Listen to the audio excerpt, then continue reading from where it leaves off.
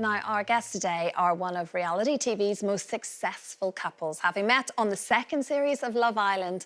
Olivia and Alex married 2 years later and went on to welcome their little boy, Abel, in 2022. Last year, the couple were overjoyed to discover they were expecting again, and this time with twins.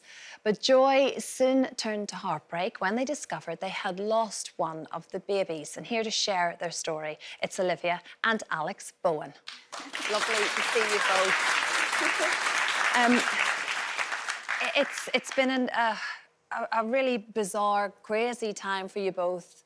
Traumatic and eye-opening. You've had to discover lots of different terminologies and experiences that you never thought you'd have to deal with. So you went for a scan. It was about 6 weeks you decided to go, which we know is early, and lots of people want to do that. But so at that point, explain to us what happened. So we went super early. I am quite an anxious person anyway, so I was like, right, I'm going to the scan early. You were all for it. We turn up. We actually had our friend in the back of the car because we thought, oh, yeah, everything will be normal. So his best friend was in the back of the car. They were going to go grab a beer after. And went into the room. And as soon as I sat down, I could see two babies, not one, which we just were floored by that, weren't we? I didn't know what I was looking at on the screen, to be totally honest. That's fair enough. Either of you have twins in your family? I have twins in my family, and as soon as we found out it was twins, I was already quite nervous because we've not had a great history of twins in our family. But you were so positive, weren't you? Yeah, I mean, obviously, when you find out that you're having twins, you kind of like all these emotions run through your mind, and you're like, oh my God, am I going to like control another two on top of the one that we got? Suddenly a very busy and then life. 5 minutes later, I was kind of like, I had these scenarios in my mind of like, I can't wait to go on holiday, and checking the back of the car, all 3 kids are playing. And then, yeah, unfortunately, that just got kind of taken away. But what was the next phase? That was at 6 weeks. Yeah, so... Olivia, and then you went back again at 8 weeks. Stage? One of them was a little smaller. They did have a heartbeat, so it was nothing really to be concerned about. That usually happens with twins. But as Alex said, we had that 2-week period where we were looking at cars, we were looking at car seats, we were planning bedrooms. And we went back at 8 weeks, and something happened called Vanishing twin syndrome. Sorry, I didn't want to get upset at this bit because I want to get it factually correct because it's so important.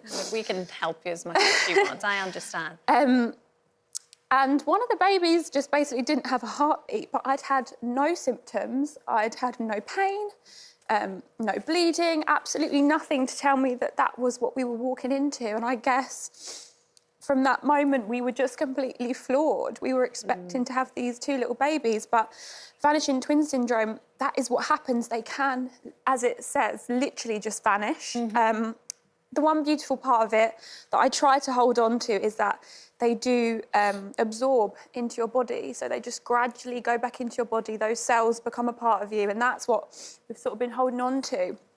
But throughout all of this, you know, we've got a really healthy little baby in there that we're so excited to meet, but it was just that bittersweet roller coaster of emotions that I never expected. And I know miscarriages are common, 1 in 4, but this, for twin pregnancies, triplet pregnancies, it's up to 35%. It's a big number. Which... Such a shock for you both. Yeah, and I didn't even know it was... I was going to say, I'd never heard of it before I read, obviously, the research on you two. Did you know anything about it? No, nothing, no, did we? No, I'd never, ever heard about it.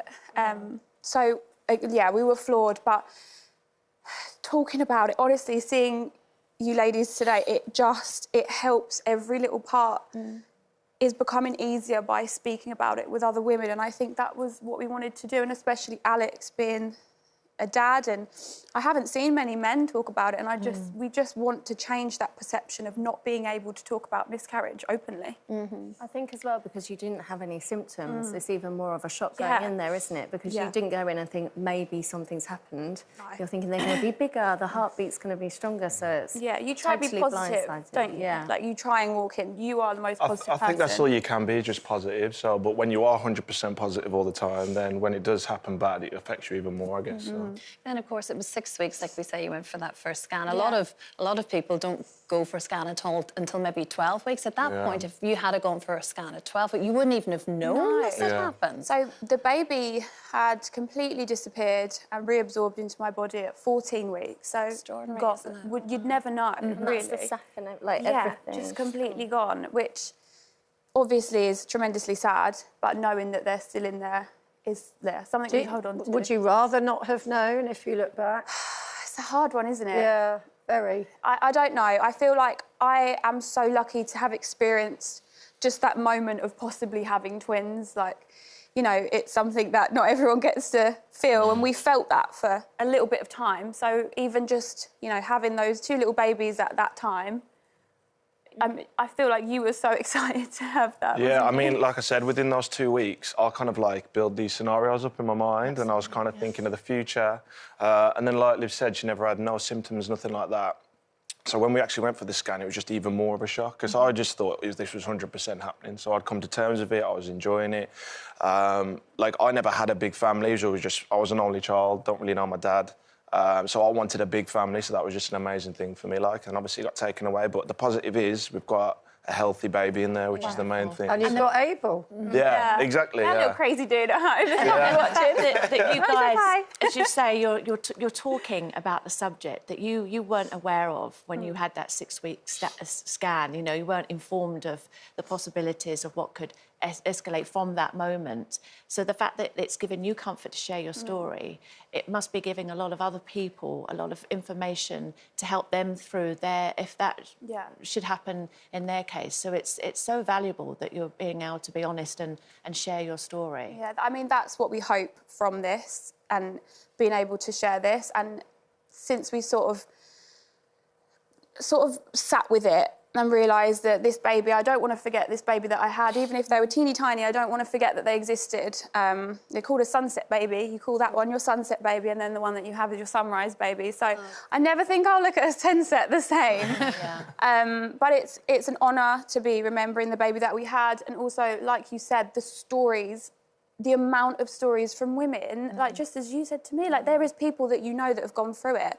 And some of the women that were commenting were in their 40s, 50s with older children who had never told a soul, but suddenly have told me after I've shared that post. And I just think that is the exact reason why it opens the conversation. Yeah, it has. You've obviously, you know, you had struggled and you've gone through all of the emotions since then. But like we say, you've this, you know, this wonderful little boy, and you've another little baby on the way. You chose to find out the gender of this baby, and you did it as a family. Can we all sort of join in that moment with you now? This is your little video of the big gender reveal.